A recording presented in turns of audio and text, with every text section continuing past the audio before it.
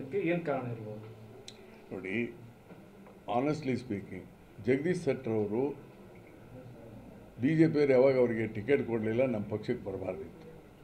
ಅವರೊಬ್ಬ ಮಾಜಿ ಮುಖ್ಯಮಂತ್ರಿ, ಇವತ್ತು ವಾಪಸ್ ಹೋಗಬಾರ್ದಾಗಿತ್ತು. ಒಂದು ಸ್ಟ್ಯಾಂಡರ್ಡ್ ಇಟ್ಕೋಬೇಕು. ಈ ಅಧಿಕಾರ ಇದ್ರ ಪ್ರಶ್ನೆ ಅಲ್ಲ ಇದು. ಈಗ ನೋಡಪ್ಪ, ಅವ್ರಿಗೆ ಟಿಕೆಟ್ ಕೊಡಲಿಲ್ಲ, ಮನಸ್ಸು ನೊಂತು ಎಮೋಷ್ನಲಿ ಬಿಟ್ಟು ಬಂದರು. ಆ ಥರದ ನಿರ್ಣಯ ತೆಗೆದುಕೊಳ್ಬಾರ್ದು. ಇದು ಆ ಥರದ ನಿರ್ಣಯ.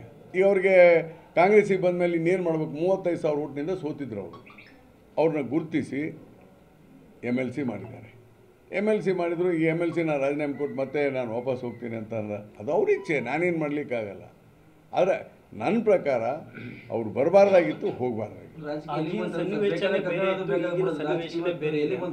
ಏನು ಮಾಜಿ ಸಿಎಂ ಬರ್ತಾರೆ, ಕಾಂಗ್ರೆಸ್ ಬರ್ತಾರೆ, ಹೋಗ್ತಾರೆ, ಎಲ್ಲಿ ಬಂದ್ರೆ ಮತ್ತೆ ಎಲ್ಲಿಗೆ ಬಂತಂದ್ರೆ ಕೆಳಮಟ್ಟಕ್ಕಿದೆ ಅಂತ ಗೊತ್ತಿಲ್ವಾ ರಾಜಕಾರಣ?